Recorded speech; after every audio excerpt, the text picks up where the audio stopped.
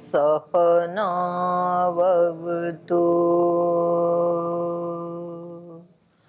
सहनौ भुनक्तु सह वीर्यङ्करवावहै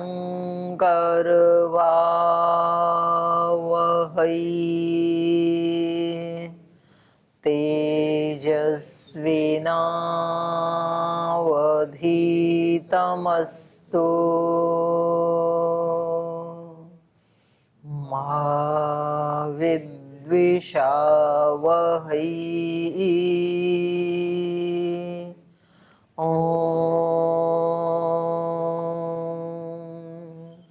शांति शांति शांति।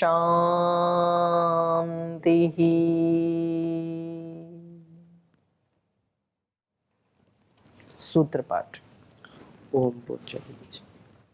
अथ वेदांत दर्शनम तृतीय अध्यायः तृतीयः पादः सर्ववेदांत प्रत्ययं चोदनाद्य विशेषात् वेदान्निति चिन्नैकस्यामपि स्वाध्यायस्य तथात्वेन हि समाचाराधिकाराच्च स्ववच्च तन्नियमः दर्शयति च उपसंहारोऽर्था वेदात् विधिशेषवत् समाने च अन्यथात्वं शब्दादिति चेन्न विशेषात् न वा प्रकरण वेदात् परवर्यस्त्वादिवत् संजातश्चेत् तदुक्तम् अस्ति तु तदपि व्याप्तेश्च समञ्जसं सर्वा वेदात् अन्यत्र मे आनन्दादयः प्रधानस्य प्रियशिरस्त्वाद्य प्राप्तिरूपचयो हि वेदे इतरे द्वर्थसामान्यात् अध्ययनाय प्रयोजनभावात् आत्मशब्दाच्च आत्मगृहीतिरितरवदुत्तरात् अन्वयादिति चेत् स्यात् अवधारणात् कार्यक्षणात् अपूर्वं समान एवं च भेदात् सम्बन्धात् एवं अन्यत्रापि न वा विशेषात् दर्शयति च समृद्धिद्युव्याप्तविचातः पुरुषविद्यायामेव इत्येतरेषाम् अनाम्नानात् वेदाध्यर्थवेदात् हनौदुपायन शब्दशेषत्वात् कुशाच्छन्दस्तुत्युपगानवत् तदुक्तं सम्परायतर्तव्यभावात् तथा ह्यन्ये छन्दत उभयाविरोधात् गतेरर्थवत्तमुभयता अन्यथा हि विरोधः उपपन्नस्तल्लक्षणार्थ लोक उपलब्धिर्लोकवत् अनियमः सर्वासाम् अवृद्धः शब्दानुमानाभ्यां यावत् अधिकारम् अवस्थितिराधिकारिकाणाम् अक्षरधियां तवर्धः सामान्यतद्भावाभ्याम् औपसदवत् तदुक्तं यदा मननात् अन्तराभूतक्रमवत् स्वात्मनः अन्यथा वेदानुपत्तिरिति चेन्नोपदेशान्तरवत् व्यतिहार विषिञ्चन्ति हितरवत् सैव हि सत्यादयः कामादितरत्र तत्र चैतनादिभ्यः कामादि इतरत्र तत्र चैतनादिभ्यः आदरादलोपः आलोपः उपस्थितेतस्तद्वचनात् तन्निर्धारणनियमस्तदृष्टेः पृथक् प्रतिबन्धः फलं प्रधानवदेव तदुक्तं लिङ्गभूयस्त्वात् तद्धि बलीयस्तदपि पूर्वविकल्पः प्रकरणात् स्यात् क्रियामानसवत् अतिदेशाच्च वेद्यैव तु निर्धारणात् दर्शनाच्च श्रुत्यादिबलीयस्त्वाच्च न बाधः अनुबन्धादिभ्यः प्रज्ञान्तरपृथक्त्वात् दृष्टश्च तदुक्तं न सामान्यात् अप्युपलब्धेर्मृत्युवन्न हि लोकापत्तिः परेण च शब्दस्तदाद्विध्यं भूयस्त्वात्वनुबन्धः एक आत्मनः शरीरे भावात् व्यतिरेकस्तद्भावाभावित्वान्नतुपलब्धिवत् अंगापबद्धास्तु न शाखासु हि प्रतिवेदं मंत्रादिवद् वा विरोधः भूम्नः क्रतुवज्जायस्त्वं तथा हि दर्शयति नाना शब्दादिभेदात् विकल्पविशिष्टफलत्वात् काम्यास्तु यथा कामं समुच्चयरन्न वा पूर्वहेत्वभावात् अंगेषु यथाश्रयभावः शिष्टेश्च समाहारात् गुणसाधारण्यश्रुतेश्च न वा तत्स्वभावश्रुतेः दर्शनाच्च इति तृतीयः पादः। तो आइए अब भाष्य पढ़ते हैं।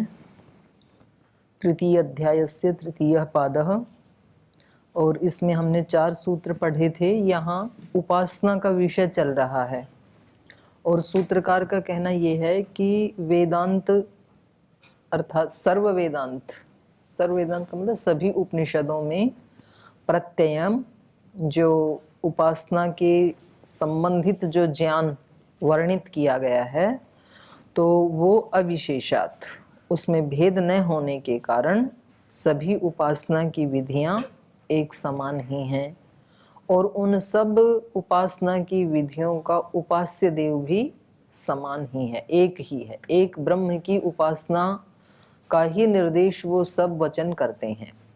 ठीक है, तो यहाँ पूर्व पक्षी का कहना था कि वहां तो स्पष्ट ही भेद दिखाई देता है उपनिषद में। तो इन्होंने कहा था कि ये जो थोड़ा सा भेद दिखाई देता है, उसको लेकर के आपको भेद का कथन नहीं करना चाहिए, क्योंकि अन्य अन्य शाखाओं का भेद इन्होंने दिखाया था, छांदोग्य शाखीय और वाजस्नेही शाखीय लोगों का। तो इन्होंने कहा ऐसे थोड़ा बहुत भेद तो एक शाखा वालों में भी मिल ही जाता है, तो उसको आप भेद नहीं कहेंगे। तो फिर यहाँ पूर्व पक्षी ने कहा कि चलो ये भिन्न भिन्न शाखाओं में या एक शाखा में भी जो थोड़ा बहुत भेद मिलता है उसको हम अभेद मान लेते हैं, लेकिन व्रत वाला भेद तो है। अलग अलग विद्या पढ़ने वालों में अलग अलग व्रत दिखाई देते हैं, तो इन्होंने उसका भी परिहार कर दिया तीसरे सूत्र में कि वहाँ पर केवल वो जो शाखा वाले हैं, अध्ययन करने वाले हैं, उनमें उस प्रथा का भेद है, न कि उपासना विद्या या उपास्य देव का भेद है। उपासना विद्या भी वही है और उपास्य देव भी वो एक ही है। सववच्च तन्नियमः, सववत मतलब यज्ञ के समान, जिसमें सवन किया जाता है। तो उन सब जो यज्ञ हैं उनमें यज्ञ करने की विधियां भी एक ही हैं और उनका फल भी एक ही है। तो फल क्या है? फल है स्वर्ग का सुख। तो चाहे वो कोई भी याग करते हैं तो फल एक ही है उसमें। और दर्शयति च, ये इन्होंने कहा कि वेद भी उसकी, श्रुति भी उसकी पुष्टि करती है। तो वेद भी क्या कहता है? सर्वे वेदा यत् पदम आमनन्ति तपांसि सर्वाणि च यद् वदन्ति यदिच्छन्तो ब्रह्मचर्यं चरन्ति तत्ते पदम संग्रहेण ब्रवीमि ओम इति एतत्। तो ये ओंकार एक की तरफ ही इशारा कर रहे हैं। रसो वै सह रसम ही एव लब्ध्वा आनंदी भवति। वो ब्रह्म क्या है? रस स्वरूप है, वो नीरस नहीं है, रूखा सूखा नहीं है। मतलब वहाँ कोई आनंद ना आए जीवात्मा को, ऐसा हो नहीं सकता है, क्योंकि वो उसका स्वरूप ही क्या है? रस स्वरूप, सब रसों का रस है। उसको पाकर के ही ये जीवात्मा आनंदी भवति। तदा ही एव एषः एतस्मिन् अदृश्ये अनात्मे अनिरुक्ते अनिलये अभयं प्रतिष्ठां विन्दते। तो जब ये जीवात्मा, यदा ही एव एषः, ये जो जीवात्मा है, इस अदृश्य में, इस निराकार में, इस निराधार में जब लीन हो जाता है, अभयम प्रतिष्ठाम विन्दते, तभी ये अभयता को प्राप्त करता है, तभी ये प्रतिष्ठा को प्राप्त करता है। अभयम प्रतिष्ठाम विन्दते अथ सो अभयम गतो भवति। और उसको प्राप्त करके ही ये जीव अभय गति को प्राप्त करता है। माने उससे पहले निर्भयता हो नहीं सकती है। जैसे कोई व्यक्ति बाहर चाहे कितना भी अच्छे स्थान में रहे, किसी होटल में रहे, किसी दूसरे के संस्थान में रहे, लेकिन तो भी उसको एक भय रहता है, अपने सामान को संभाल के रखता है, अपने पर्स को, अपने बैग को संभाल के रखता है वो व्यक्ति। लेकिन जब वो अपने घर में चला जाता है तो आराम से उस बैग को अलमारी में रख देता है और निर्भय हो जाता है, क्योंकि उसको पता है कि ये उसका अपना घर है, तो वहाँ उसको कोई भय नहीं होता है। तो ऐसे ही ये जीव भी उस ब्रह्म को प्राप्त करके वहाँ पर ही सच्ची प्रतिष्ठा को प्राप्त करता है। तो इससे अर्थापत्ति से ये निकला कि उससे पहले की जो प्रतिष्ठाएं हैं वो सब भय से युक्त हैं, वो सब अंतिम नहीं हैं। तो यहाँ भी उस एक की तरफ ही इशारा किया है। आगे कहा इन्होंने, श्वेताश्वतर उपनिषद का कहा, एको देव सर्वभूतेषु गूढ़ः। वो एक देव ही, एक ब्रह्म ही सर्वभूतेषु, सब प्राणियों में, गूढ़ः छिपा हुआ है, विद्यमान है। तो यहाँ भी एक ब्रह्म की तरफ ही संकेत किया गया है। तथा और ऐसे ही छांदोग्य उपनिषद में कहा यस्तु एतम एवं प्रादेश मात्रम अभिविमानम आत्मानम वैश्वानरम उपास्ते।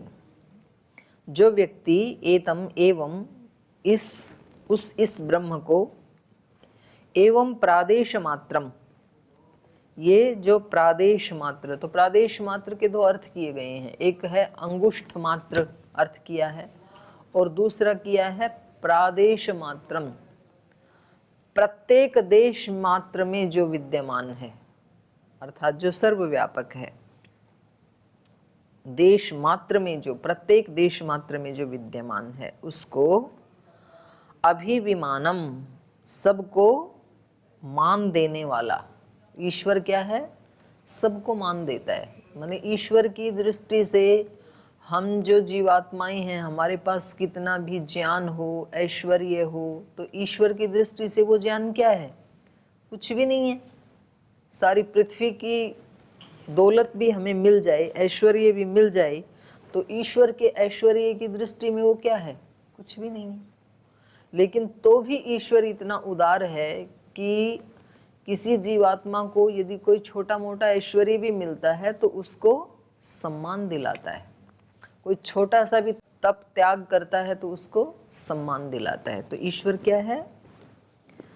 सबको मान देने वाला है वो, और मान दे वही सकता है जिसके पास पहले पर्याप्त मान है। ये भी सच्ची सी बात है।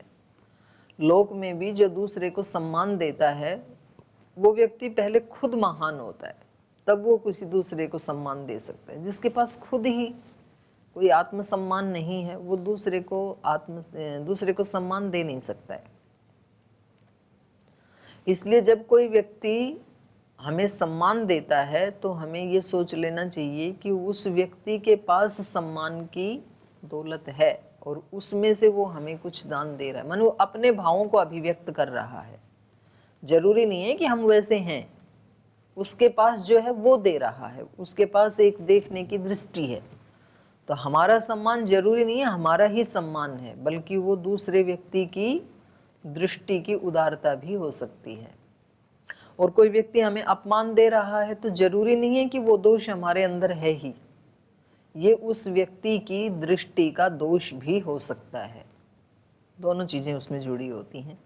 तो यहाँ ईश्वर का सुंदर विशेषण दिया ये प्रदेश मात्रम अभिविमानम, सबको मान देने वाला, आत्मानम वैश्वानरम उपासते, जो जान देता है उस वैश्वानर को वो उसकी उपासना करता है। तो यहाँ भी एक ब्रह्म की ही उपासना बताई जा रही है छांदोग्य उपनिषद में भी। इतिवत, तो जैसे ये ऊपर के उदाहरण हैं, ऐसे ही वाजस्नेयिनो अपि अधीते, और ऐसे ही वाजस्नेयी संहिता वाले भी उसको एक ही मानते हैं। वहां पर क्या कहा? शतपथ ब्राह्मण का दिया इन्होंने, वैश्वानरः प्रादेश मात्रम एव अभिसंपादयिष्यामि। तो ये बाकी का पाठ वैसा ही है जैसे ऊपर था। वो जो वैश्वानर है जो प्रत्येक देश मात्र में विद्यमान है उसको मैं अभिसंपादयिष्यामि, उसको मैं प्राप्त करूंगा। क्योंकि जब वो सब जगह है, वैश्वानर है, तो वो मेरे हृदय में भी है, और जब मेरे हृदय में भी है तो फिर मेरे लिए प्राप्त करना कठिन नहीं है, क्योंकि मेरा हृदय तो मेरे सबसे नजदीक है। तो इसलिए कहा तस्मात् सर्व वेदांत प्रत्ययम ब्रह्म तथो उपासना विज्ञानम चैवम। तो इसलिए सभी वेदांतों का जो ज्ञान है, अर्थात सभी उपनिषदों का जो ज्ञान है ब्रह्म से संबंधित, वो एक ही जैसा है। ब्रह्म तथा उपासना विज्ञानम, वो ब्रह्म भी एक है सबका और उसकी उपासना का विज्ञान भी एक ही है। स्थिते सर्व वेदांत प्रत्ययत्वे ब्रह्मणः, तो कह रहे इस प्रकार से उस ब्रह्म का सर्व वेदांत प्रत्ययत्वे स्थिते, सारा ज्ञान उन सभी उपनिषदों का ब्रह्म से संबंधित ज्ञान एक ही जैसा है। ये बात स्थित होने पर, ये बात स्पष्ट होने पर आगे कह रहे हैं उपसंहारो अर्थाभेदात् विधिशेषवत् समाने च। तो जब ये बात प्रतिष्ठित हो गई कि भाई जो भी ज्ञान है उपनिषदों का ब्रह्म से संबंधित, वो एक ही ब्रह्म के बारे में वर्णित है, उसी की तरफ संकेत कर रहा है, इंगित कर रहा है, तो कह रहे हैं अर्थाभेदात्, अर्थ का अभेद होने से, समाने च उपसंहारः, समान रूप से उपसंहार कर लेना चाहिए। अर्थात कहीं कोई छोटा मोटा भिन्नता भी यदि दिखाई दे रही है तो, क्योंकि पीछे 4 सूत्रों में हमने उसके ब्रह्म के ज्ञान को एक ही जैसा स्थित होने पर, प्रतिष्ठित कर देने पर, ये सिद्ध कर देने पर, अब यदि कहीं उपनिषद में कहीं थोड़ा बहुत किसी विधि में कोई भेद भी दिखाई देता है तो उसका समान रूप से उपसंहार कर लेना चाहिए। क्या उपसंहार कर लेना चाहिए? विधि शेषवत, विधि और शेष के समान। एक होता है विधान, एक होता है शेष विधि। तो विधान के साथ शेष विधि अपने आप ही आ जाती है ना।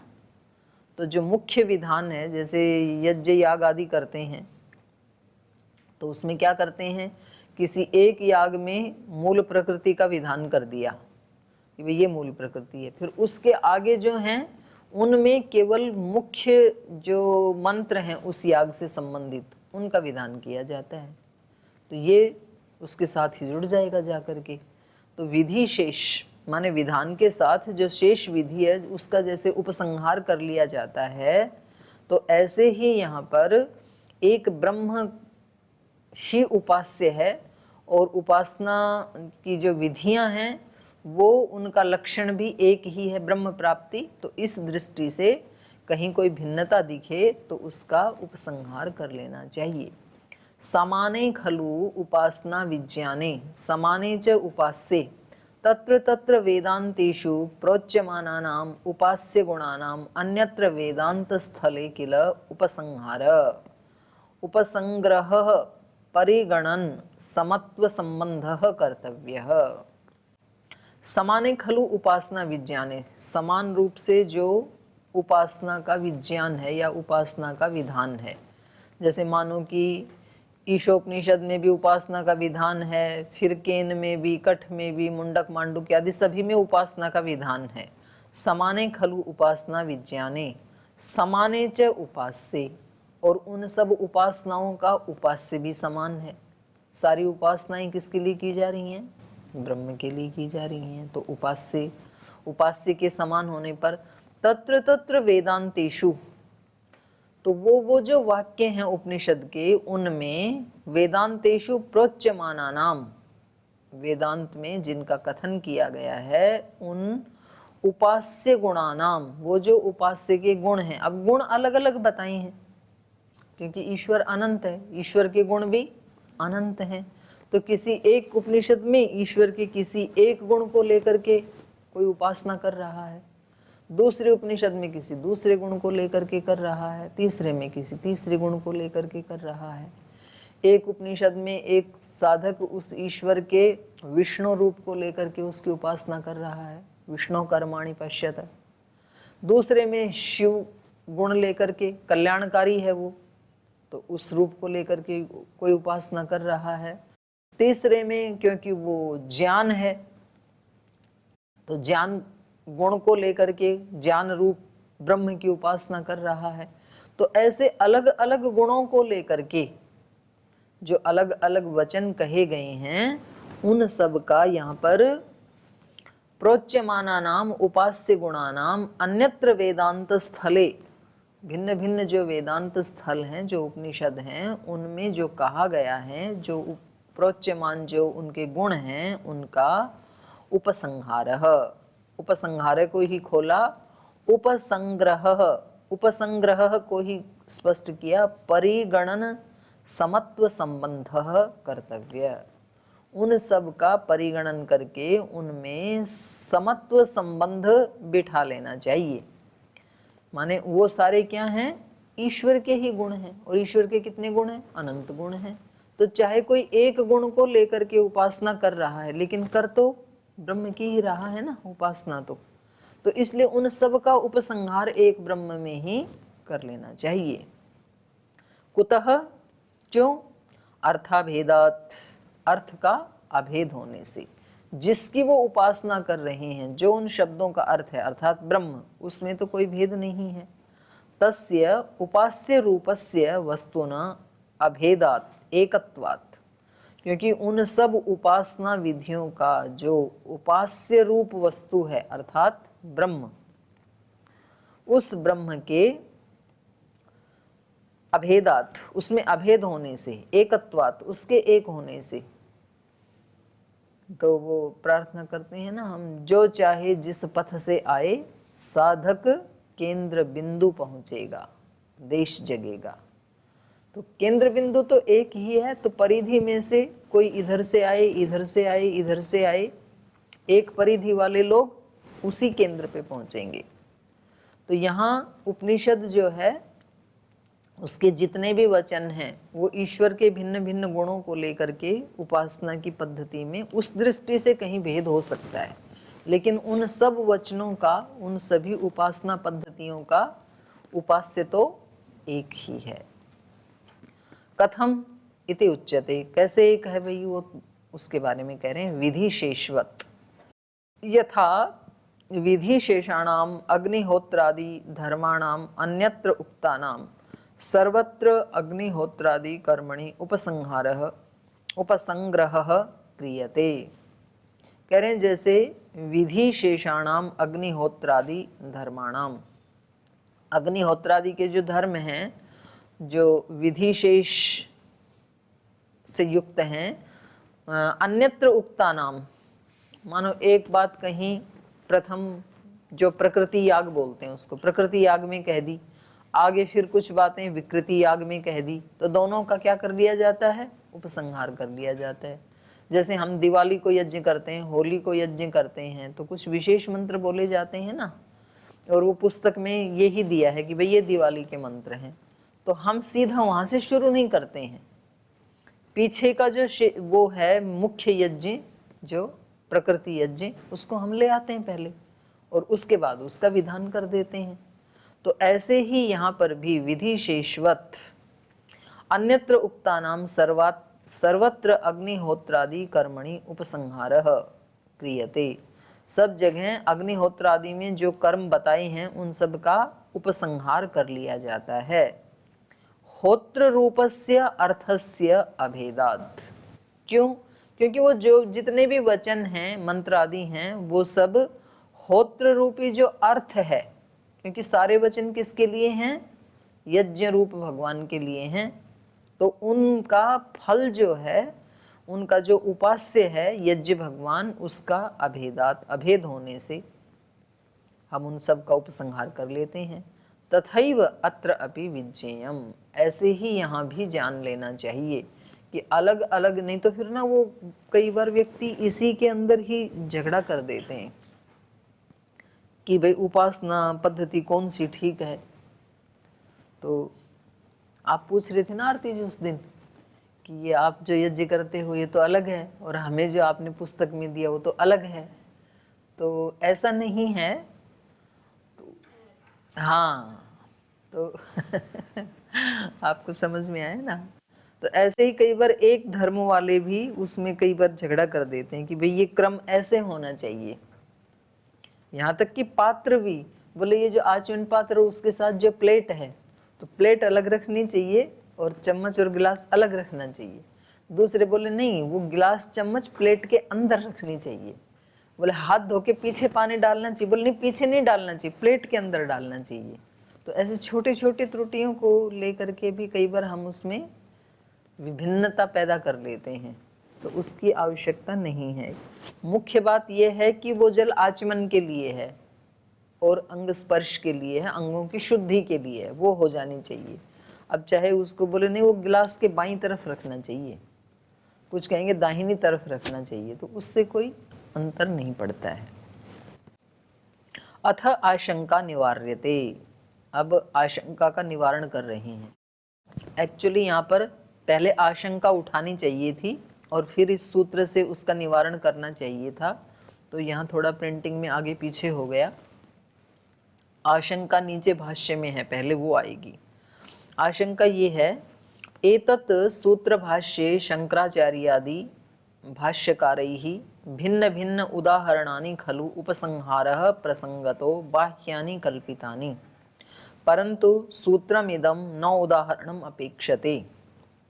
ये कहना ये चाह रहे हैं कि इस सूत्र के ऊपर, अर्थात 5 नंबर सूत्र के ऊपर, उपसंहारो अर्थाभेदात, इस सूत्र के ऊपर शंकराचार्य आदि के जो भाष्य हैं और जो भाष्यकार हैं, उन्होंने भिन्न भिन्न उदाहरणानि खलु उपसंहार प्रसंगो, ये उपसंहार और प्रसंगो एक ही शब्द है, मिला लीजिए, उपसंहार प्रसंगो बाह्यानि कल्पितानि। तो यहाँ उन्होंने जो उदाहरण दिए हैं ना, तो वो बाहर के उदाहरणों की कल्पना करके यहाँ पर उदाहरण दे दिए जो उन्होंने भाष्य किया है। परंतु सूत्रम इदम न उदाहरणम अपेक्षते, लेकिन कह रहे हैं इस सूत्र में उदाहरण की अपेक्षा ही नहीं, उदाहरण बाहर के देने की कोई आवश्यकता नहीं थी, क्योंकि यहाँ पर केवल एक बात कही जा रही है, उपसंहारो अर्थाभेदात विधि शेषवत समानीचे, इतनी बात कही जा रही। तो इसमें इससे बाहर के, माने उपास्य और उपासना, इस विषय से बाहर के उदाहरण देने की आवश्यकता नहीं थी, अपेक्षा नहीं थी। अस्ति ही उपसंहार विषये परिभाषा रूपम सूत्रम इदम, क्योंकि ये सूत्र क्या है, ये परिभाषा रूप है। और परिभाषा सूत्र कैसे होते हैं, जहां जहां वो संज्ञा उपस्थित होगी वहां वहां वो परिभाषा सूत्र उपस्थित हो जाएगा शास्त्र में, जैसे व्याकरण आदि में भी देखते हैं ना हम। तो ये एक परिभाषा सूत्र है कि भाई उपसंहार कर लेना चाहिए।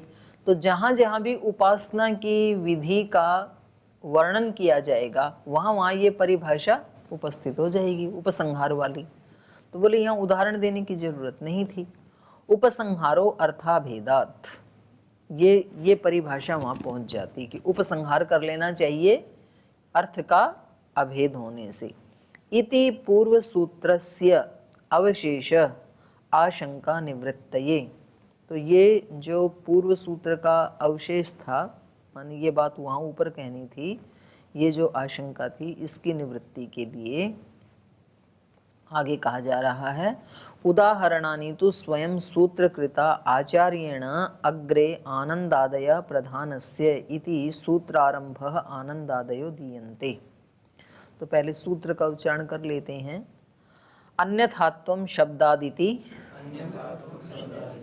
चेत न अविशेषात्, माने यहाँ पर कोई शब्दों के अन्यथात्व को लेकर के और अन्यथा उपासना पद्धति में अन्यथा मानने लगे, ये भाई कहीं तो विष्णु रूप को ब्रह्म मान करके उपासना का विधान किया है, कहीं शिव मान करके, और कहीं ब्रह्मा मान करके, कहीं ज्ञान मान करके, कहीं रस मान करके, रसो वही सह।